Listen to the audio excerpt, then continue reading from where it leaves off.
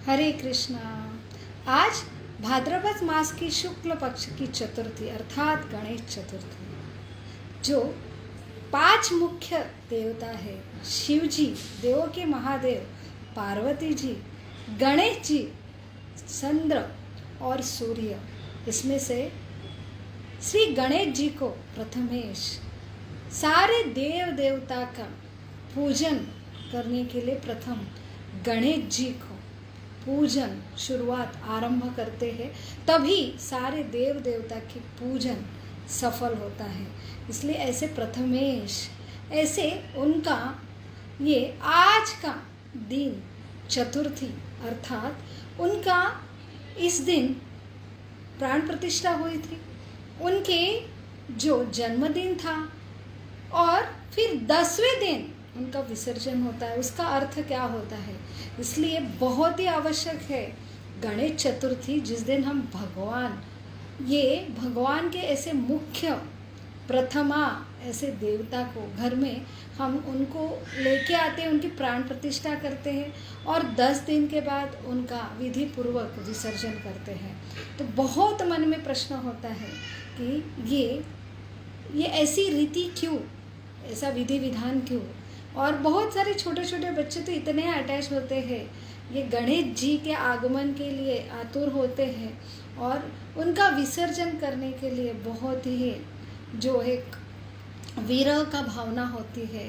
तो विसर्जन के लिए बहुत सारा हमारे मन में प्रश्न उठता है। तो बहुत ज़रूरी है कि ऐसी ये प्रथा क्यों, इसलिए बहुत ही जानना जरूरी है कि विधि पूर्वक गणेश जी की आराधना और विधि पूर्वक गणेश जी की पूजा क्या है और कैसे करना चाहिए। तभी अल्टीमेटली उद्देश्य है कि गणेश जी हमारे जो आराध्य देवता है और उनकी प्रसन्नता ही हमारी प्रसन्नता है।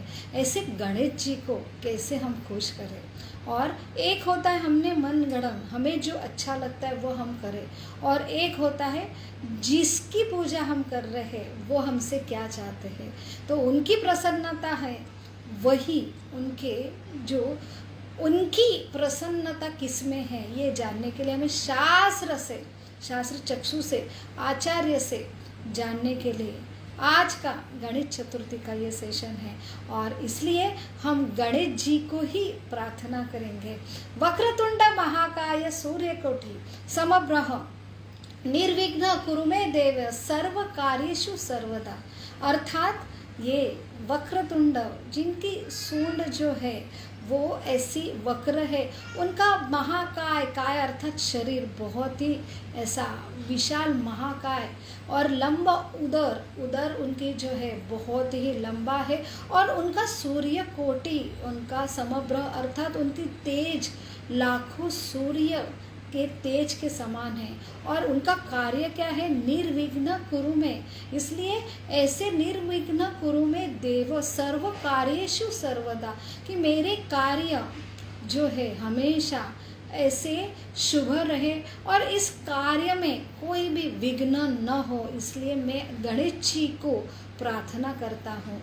ऐसी ये सुंदर प्रार्थना का वर्णन नारद सूत्र में, नारद पुराण में हमें प्राप्त होता है।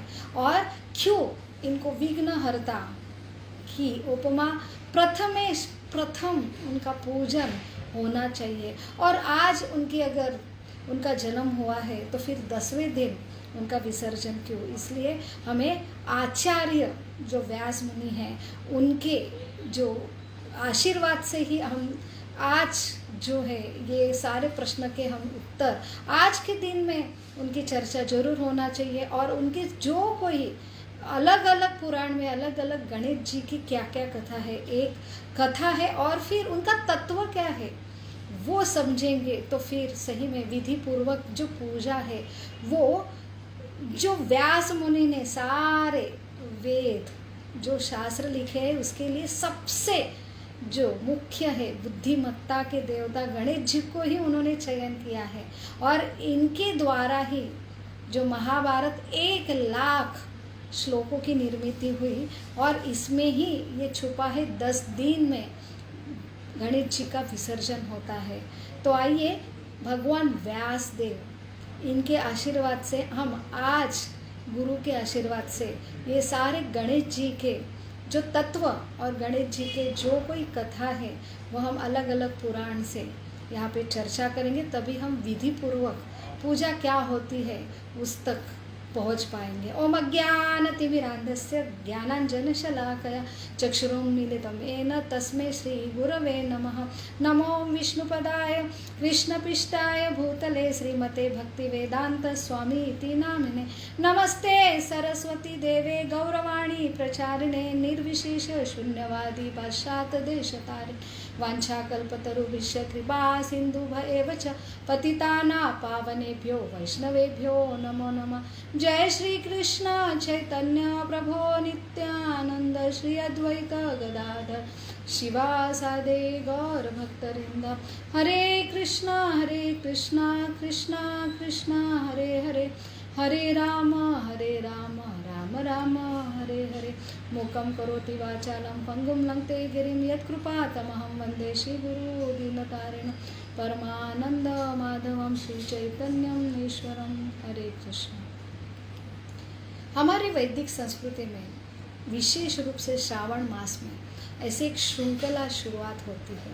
वैसा तो तत्व से शास्त्र से चातुर्मास जो जहाँ पे देव देवता स्वर्ग के विश्राम में जाते हैं, इसलिए उनका जो कार्य है कि अलग अलग यज्ञ उनके द्वारा हम उनको आह्वान करते हैं। यज्ञ जो हमारी काम पूर्ति के लिए उनका प्रयोजन है। सारे देव देवता की निर्मित हुई और इस सृष्टि का जो मेंटेनेंस है और उसके बाद जो जीव है उनको क्या क्या कामनाएं है, उसके लिए तो इस सृष्टि की निर्मित हुई। उनको अलग कामना की पूर्ति करने के लिए सारा भगवान ने ये जीवों के लिए ये सारे देव देवता की भी निर्मित की और इनको आह्वान करके ऐसे जीव अपने मन चाहे कामना जो मांगे और ये देवता उनकी पूर्ति करे। परंतु चातुर्मास में ये सारे यज्ञ और ये सारा जो हम कामना के लिए उनको पुकारते, ये जो है वर्ज्य होता है। इसलिए 4 महीने ऐसा कोई मुहूर्त नहीं रहता और यही 4 महीने में अलग अलग देव देवता की विशेष रूप से अभी जन्माष्टमी हुई, अभी जो कल की है हरतालिका जहाँ पे पार्वती जी का पूजन हुआ, आज गणेश जी का है और तुरंत राधा रानी का है, गौरी पूजन है और ये सारी श्रृंखला उसके बाद नवरात्र होती है। फिर ये क्या प्रतीक होती है, तो इसमें बस केवल हमारे कामना के लिए हम उनको नहीं पुकारे बल्कि उनके संतुष्टि के लिए ये अलग अलग जो श्रृंखला शुरू होती है एक अलग अलग उत्सव की। तो उसका एक ही प्रयोजन है कि उनके प्रति हम कृतज्ञ रहे। वो वर्ष भर जो उनका दिनचर्या होती है, 6 महीने हमारे उनका एक 12 घंटे का रहता है, उसमें वो दिन रात हमें क्या चाहिए उसके लिए अलग अलग प्रयोजन होता है। जब रात्रि होती है, जब चातुर्मास के रूप में होता है, वो विश्राम होते हैं, तब हमें उनको कोई भी अपनी कामना के लिए हमने नहीं पुकारना चाहिए और बल्कि जो उनकी स्तुति गान होना चाहिए, उनके लिए कृतज्ञता होनी चाहिए। तो यही एक चातुर्मास का पर्व है। कल ही जो हरतालिका जिसमें कुमारिका स्त्रियां जो पार्वती माता को पूजन करते हैं, ये परंपरा कहाँ से आई है? ये तो कात्यायनी व्रत जो व्रज की गोपियाँ कृष्ण प्राप्ति के लिए माँ दुर्गा जैसे अलग अलग जो 4 वेद है उसमें जो अलग अलग ये जीवों की अलग अलग कामना पूर्ति के लिए जो एक निवृत्ति मार्ग है जहाँ पे कोई कामना नहीं, काम धर्म कर्म धर्म अर्थ काम, इसके लिए ये प्रयोजन होता है। जो ऐसे जीव हैं उनके अलग अलग कामना है, इसलिए ऐसे वेदों में अलग अलग देव देवता कि कैसे उनको खुश करके अपनी कामना हासिल करे। इसलिए जो वर्णन आता है कि पार्वती जी और शिव जी ये सांसारिक एक आदर्श, हमें जो पति चाहिए पत्नी चाहिए उनके लिए इनकी पूजा करने का विधि विधान है। और एक होता है निवृत्ति मार्ग जहाँ पे अल्टीमेटली धर्म अर्थ काम ये बाईपास करके जो मोक्ष है उसके लिए डायरेक्ट जो प्रयास होता है। तो ये कोई बहुत सारे जीव नहीं कर पाते हैं, इसलिए उनको ये मार्ग से धर्म अर्थ काम फिर मोक्ष तक हो जाते, जब बहुत सेटिस्फाइड होते हैं। अभी वहाँ पे उनको कोई काम नहीं चाहिए, इसलिए कोई धर्म अर्थ नहीं चाहिए और केवल मोक्ष के लिए प्राप्ति करते हैं, तो ये बहुत आसान मार्ग होता है। और ऐसे धर्म अर्थ काम के लिए अलग अलग देव देवता का प्रयोजन है, जो पार्वती जी है, शिव जी है, जो हमें ऐसे मन चाहे वर और मन चाहे पत्नी देने के लिए उनकी आराधना की जाती है। तो ये गोपियों से हुआ है, लेकिन अल्टीमेटली गोपियों कि हम कॉपी नहीं कर सकते, और यही गोपियाँ संदेश देते हैं कि एकमात्र पति है जो भगवान कृष्ण है, और सारे जीव है वो जो है उनकी पत्नियां हैं। तो हमें एकमात्र पति जो हर जीव में भी भगवान का अंश है, उनको तरफ जो खींचने के सारे विधि विधान आते हैं। आज गणेश जी का आज जो उनकी प्राण प्रतिष्ठा होती है, हर घर में, विशेष रूप से महाराष्ट्र में जो लोकमान्य टिळक इन्होंने ये चालू किया सामाजिक प्रथा कि सारे समाज के लोग एकत्रित हुए, सामूहिक रूप से ये गणेश पूजन हो, उसमें एकता का संदेश था। लेकिन ये बड़े मात्रा में ये उत्सव का रूप हो रहा है, एक आनंद का उमंग का ये उत्सव है, जहाँ पे हम एकत्रित आते हैं और भगवान के सामने नतमस्तक, ये जो प्रथमेश है उनके सामने नतमस्तक होते हैं। तो यहाँ पे एक ही क्वेश्चन आता है, फिर भगवान अगर एक है तो उनके अलग अलग ये रूप क्या है? जैसे भगवान कृष्ण है, फिर जो अलग अलग देवता है, शिव जी है, पार्वती जी है, गणेश जी है, फिर माँ दुर्गा है, और ये अलग अलग पूजा के लिए हम जो उनका अलग अलग रूप कैसे देखें, तो इसके लिए शास्त्र चयन पहनना बहुत ज़रूरी है। तो सबसे बड़ा शास्त्र का निचोड़ है कि भगवान एक ही है, ये भगवान के ही ये अंश है, अंदर ही भगवान ने जो उनके अंदर है, हम जो है सबसे नीचे जीव है, देव देवता बहुत श्रेष्ठ है तत्व से, और उनके ऊपर जो है विष्णु तत्व है, और सबसे जो ऊपर है कृष्ण है। तो हमने देव देवता की पूजन और भगवान कृष्ण की भक्ति, इनमें भेद नहीं करना चाहिए, उनको एक भी नहीं देखना चाहिए, उनमें वो डिफरेंस भी नहीं करना चाहिए, उसे अचिंत्य भेदाभेद तत्व, कि हम अगर कृष्ण और गणेश जी को अलग करते हैं और अलग अलग रूप में उनको देखते हैं, ये भी अपराध है, और उनको कि दोनों भी एक समान हैं, ये भी अपराध है। तो भगवान कृष्ण के अंदर ही गणेश जी हैं, उनसे ही आते हैं, उनमें ही हम जीव तत्व है, लेकिन हम एक समान नहीं हो सकते। उनके अंदर ही सारी सृष्टि है, उनसे ही सारा कुछ आता है, लेकिन हर एक का स्तर अलग अलग है। तो गुणों के मात्रा में जो है, तत्व से मात्रा में हम सारे शाश्वत है, परंतु क्वांटिटी जो मात्रा में हमसे श्रेष्ठ देव देवता है, देव देवता से श्रेष्ठ महादेव है, महादेव से भी श्रेष्ठ विष्णु तत्व है, और विष्णु तत्व से भी श्रेष्ठ जो कृष्ण है, उनसे ही सारा ये उगम होता है। तो ये तत्व समझना बहुत ज़रूरी, इसलिए हमें हमारे ये अज्ञान की वजह से हम उनको अलग अलग रूप में देखते हैं। तो ये समझना बहुत ज़रूरी। अगर गणेश जी भी आए तो उसमें जो है कि ये कृष्ण ने ही, भगवान ने ही उन्हें, उनका जो सारा उगम स्त्रोत भगवान, ये भगवान का ही प्रयोजन है।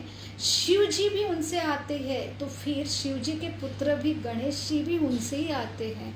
और ये जो कथा हुई है कि कैसे आज के दिन प्राण प्रतिष्ठा हुई है, तो उसके लिए भी ये समझना बहुत ज़रूरी है। पहले तो तत्व से गणेश जी का तत्व जो है कि भगवान से, ये भगवान का ही एक अंश है, और भगवान के ही चरणों से वो उनकी विघ्नहर्ता की शक्ति है, तत्व से एक विघ्नहर्ता, इसलिए निर्विघ्न कुरु में देवे, ये विघ्नहर्ता उनका नाम है, ये भगवान ने ही उनको पोजीशन दी है। और इसका वर्णन हमें शास्त्र में मिलता है ब्रह्म संहिता में, यदपादपल्लम युगम विनिधाय कुंभ द्वंद्वे प्रणाम समय सगणाधीराजा विघ्नान् विहन्तु मलमस्य जयत्तजस्रं गोविन्दमादिपुरुषं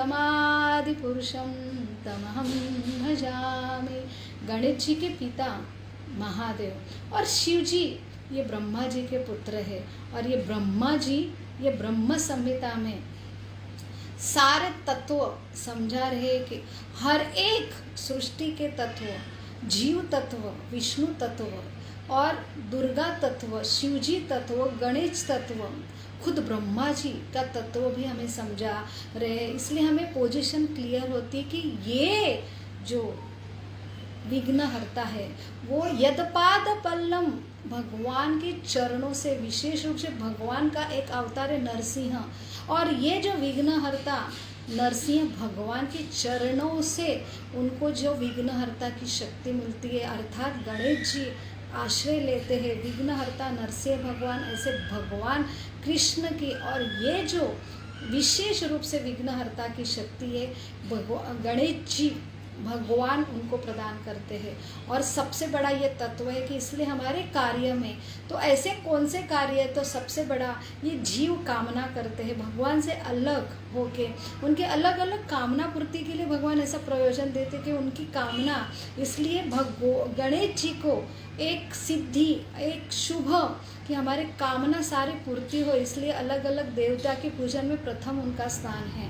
और हमारे कामनाएं पूर्ति में कोई विघ्न ना आए, इसलिए भी उनको ही पूजन किया जाता है। तो ये धर्म अर्थ काम के लिए ये गणेश जी का बहुत महत्व है। शुरुआत कार्य की शुभ हो वो कार्य, और कार्य में कोई विघ्न न हो, इसकी स्पेशल जो विशेष रूप से पोस्ट जो भगवान ने ही उनको प्रदान किया है। तो ऐसा क्या हुआ था कि उनको ये पोस्ट दी गई, तो उसके लिए कथा आती है। वो कथा आती है अलग अलग पुराण में, अलग अलग संदर्भ होता है कि ये गणेश जी का जन्म कैसे हुआ, फिर उनका जो हाथी का उनका जो सर ये अलग क्यों है, और फिर उनका महाकाय शरीर कैसे बना। तो उसके लिए ऐसी ही ये पार्वती माँ है। और गणेश जी के बाद गौरी गणपति आती है, तो ये दो गौरी का रूप भी क्या है, तो उसमें भी हमें इसमें उत्तर मिलेगा। गौरी अर्थात शिव जी की पत्नी, अर्थात गणेश जी की ये माता है। उन्होंने एक दिन अलग अलग दो संदर्भ आता है कि कैसे ये गणेश जी का जो सर है, जो एक हाथी का सर उन्हें प्राप्त हुआ, ऐसी ये पार्वती अपने सहेली के साथ कैलाश पर्वत पर जब सहेलियाँ मिलने आती है, वो विहार करती है, स्नान करने के लिए जाती है और हल्दी का लेप लगाती है। और हल्दी का लेप निकालने के लिए जाते तो वो पूरा लेप जो उनके शरीर से निकला है, उनके एक सुंदर एक मूर्ति बनाती है। और ममता उनमें इतनी आती है, तो साक्षात ममता के आदान प्रदान के लिए ये जो मूर्ति बनाई वो जीवित होती, इतना सुंदर बालक का रूप धारण करती है। ये बालक साक्षात उन्होंने बनाया, तो उनका पुत्र वो हुआ, और पुत्र को वो माता करके पुकारती, क्या आज्ञा है, मुझे सेवा दो। तब तो वो सेवा देती कि मैं यहाँ पे स्नान कर रही हूँ, मेरे सहेली के साथ जो आई है मिलने के लिए, कैलाश पर्वत पर आप बाहर रुको, किसी को आने मत दो। तो यहाँ पे वो बाहर अपनी माता के आदेश अनुसार वहाँ पहारा करते हैं। उसी समय शिव जी आते हैं, उन्हें पता नहीं ये हमारे पिता है, वो वहाँ पे माते के आदेश के अनुसार उन्हें उनका प्रवेश अंदर रोकते हैं। और वहाँ घमासान युद्ध होता है, और युद्ध में जो उनका सरच्छेद होता है।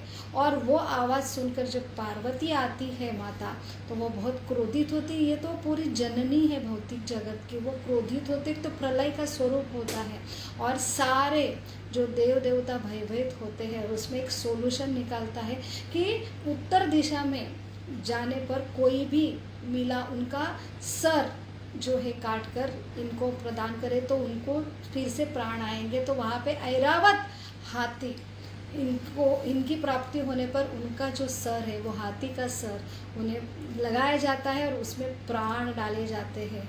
तो ऐसी एक कथा है। और दूसरी कथा में ऐसा होता है कि जैसे ये पार्वती, ये इतना सुंदर बालक का जन्म होता है, तो सारे देव देवता को बुलाती कि सारे देव देवता आके मेरे पुत्र को आशीर्वाद दे। और वहाँ पे जो शनि देवता है उनको भी आमंत्रित किया जाता। और ये शनि देवता है काम, धर्म, अर्थ, काम और मोक्ष, ये सांसारिक जो क्रियाक्रम में बिल्कुल पहले से ही ये बहुत वैरागी है, और इसलिए उनके ये जो है पुत्र है सूर्य के, यमी के ये भाई है। अभी सूर्य देवता इनको संसार में लगाने के लिए विवाहित भी कर देती हैं। सुंदर पत्नी होकर भी वो उनके तरफ देखते भी नहीं, हमेशा अपना सर झुकाए रहते हैं।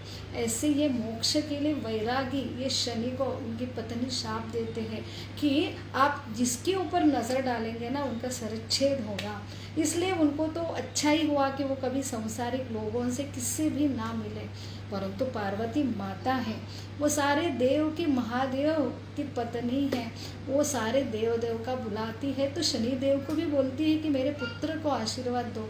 वो हमेशा की तरह नीचे झुक के आते हैं। पार्वती माता उनको आदेश देती कि मैंने तो आपको मेरे पुत्र के आशीर्वाद के लिए बुलाए, और फिर आप क्यों नीचे झुक के खड़े हैं। जैसे ही वो देखते हैं गणेश जी के ओर, तो फिर उनका सरच्छेद होता है।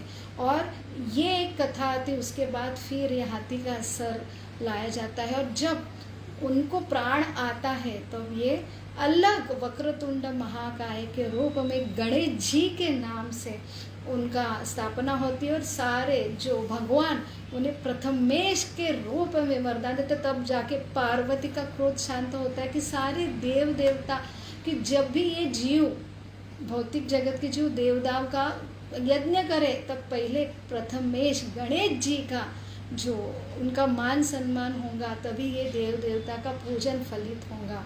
ऐसा ये विशेष रूप से उनको प्रदान करते हैं पोस्ट, और इससे पार्वती जी का गुस्सा शांत होता है। ऐसे ही उनको देव देवता का सेनापति के रूप में भी शिव जी नियोजन करते हैं। इसलिए भी एक कथा आती है, जैसे वृंदावन में सारे देव देवता का कोई भी स्नान नहीं है, वो बहुत उच्च जो उनका भाव है।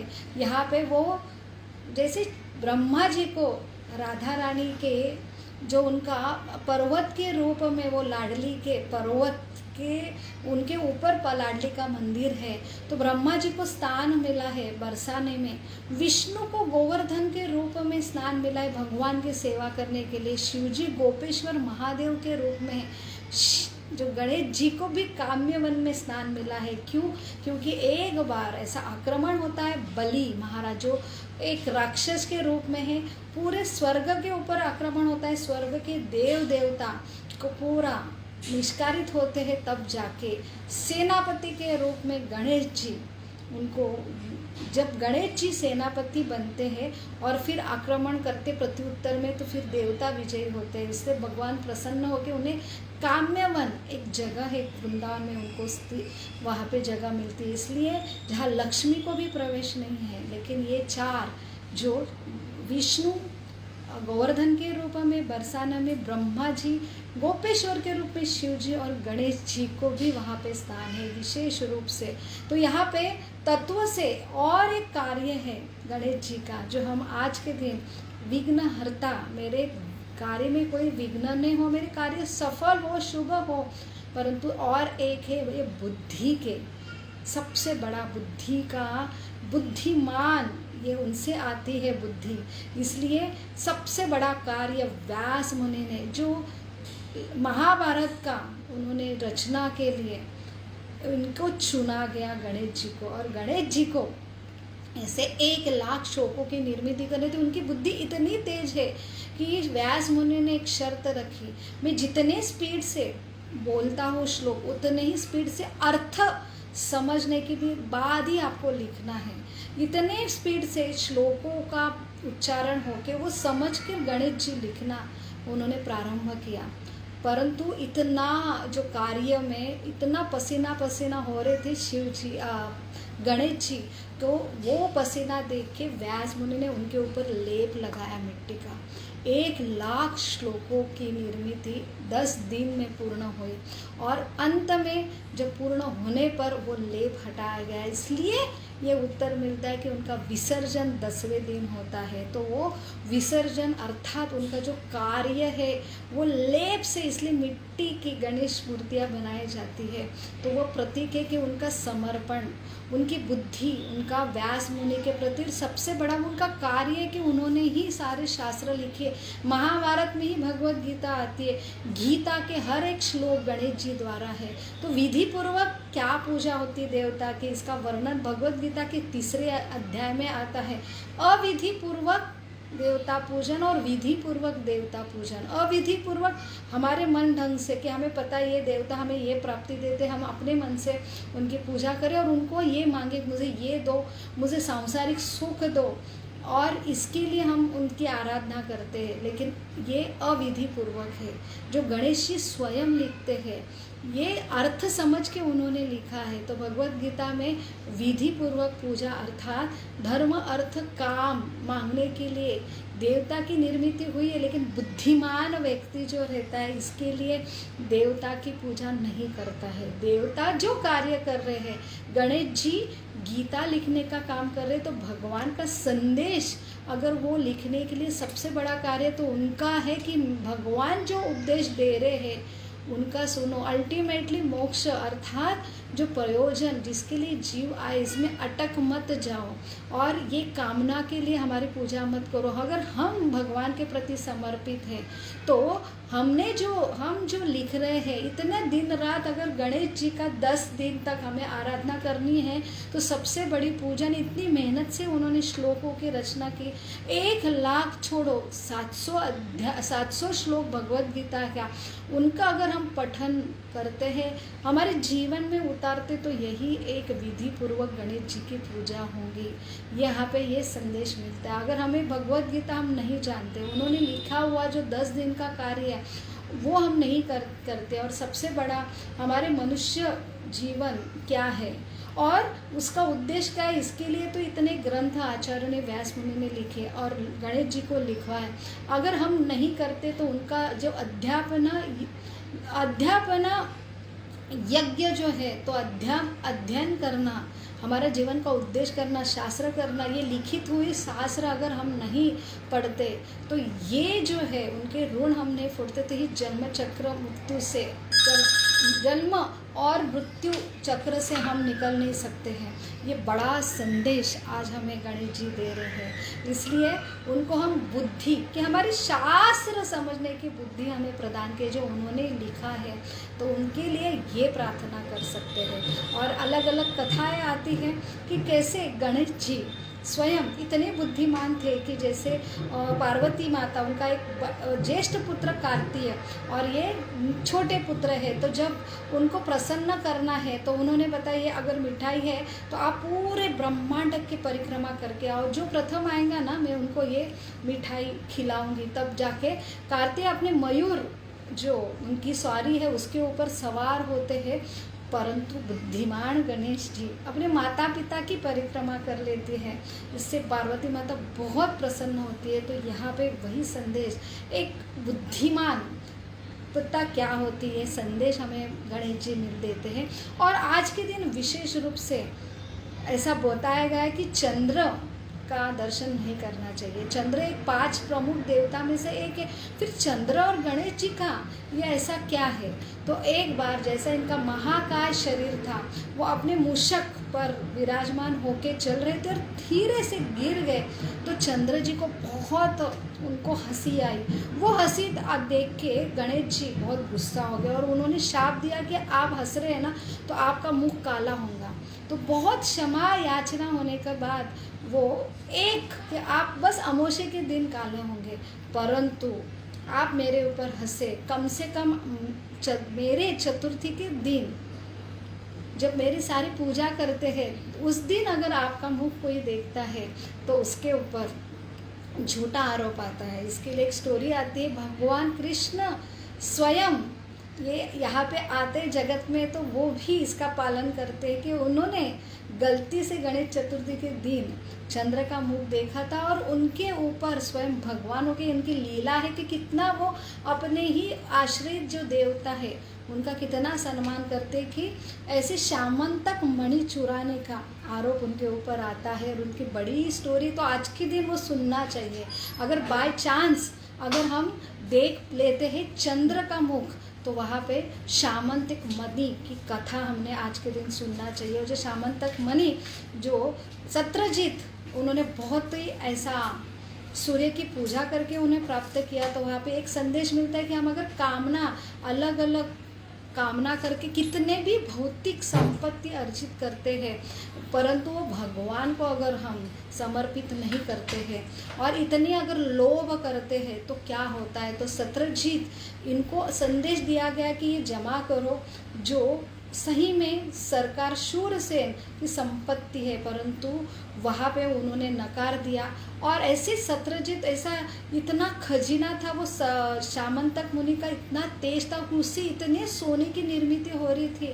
तो यहाँ पे उनको ऊपर उनके भाई जो उन चोरी करके लेके जाता है और चोरी करने के बाद उनके ऊपर और सिंह का अटैक होता है, वो मारे जाते हैं और सिंह वो सामंतक मणि लेके जाता है। और वहाँ पे और जामवंत जो रामचंद्र जी के निस्सिम भक्त हैं वो सिंह को मार के सामंतक मणि लेते हैं और अपनी पुत्री को जामवंती को देते हैं।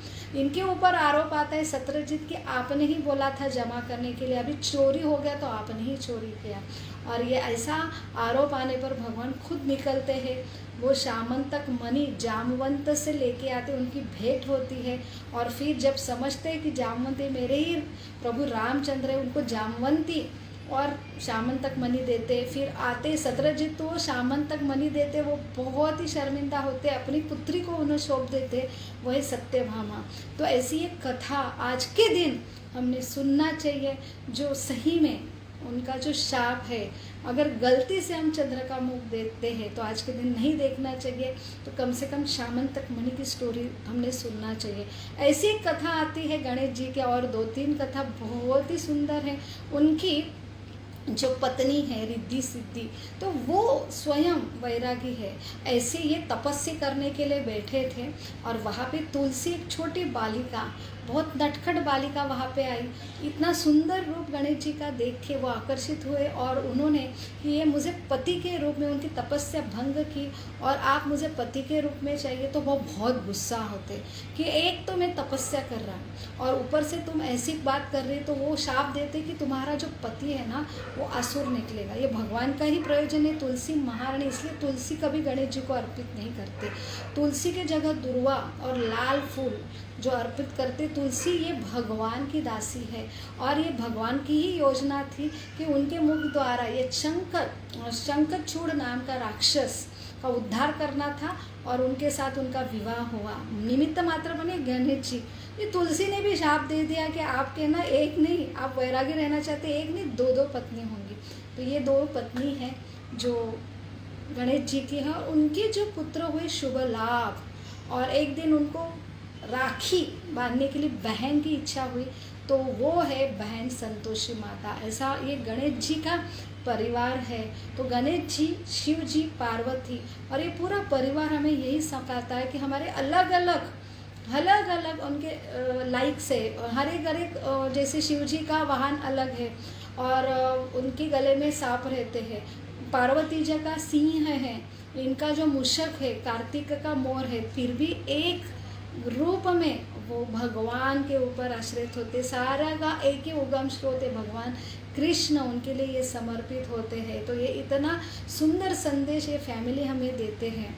और एक स्टोरी आती है कि कैसे ये जो गणेश जी है कि गणेश जी की सबसे बड़ा जो है कि वो विघ्न हरता है, कि उन्होंने कैसे ये अलग अलग संकटों में अपना कार्य कर्तव्य जो निभाया है, वो एक सेनापति के रूप में रहे और ऐसे अलग अलग संकटों में उन्होंने देवता की मदद की, तो इसलिए उनका मान सम्मान हमेशा ये प्रथमेश के रूप में पूजन जाने वाले ये गणेश जी है, उनके तो बहुत सारे अलग अलग स्टोरी है। लेकिन आज के दिन में हम इतना भी समझे कि इनकी विधि पूर्वक जो पूजा है कि उनकी इच्छा है कि हमने शास्त्र पढ़ना चाहिए, सही बुद्धिमत्ता क्या है वो जानना चाहिए, और सही जो समर्पण है विघ्नहर्ता, जो भगवान से ये विघ्नहर्ता आते हैं, तो भगवान और गणेश जी को अलग न मान के भगवान कृष्ण में ही हमने गणेश जी के रूप में उनकी आराधना करना चाहिए, उनके प्रति हमने समर्पण होना चाहिए, दोनों को अलग न करके या दोनों को एक समान के रूप में नहीं पूजना चाहिए। तो ये शास्त्र के संदेश, शास्त्र के जो विधि विधान है, शास्त्र के उपदेश के अनुसार हमने उनकी पूजा करना चाहिए। यही बड़ा संदेश हमें विघ्नहर्ता गणेश जी आज के दिन में देते हैं। आप सभी को गणेश चतुर्थी की लाख लाख शुभकामनाएं। हरे कृष्ण।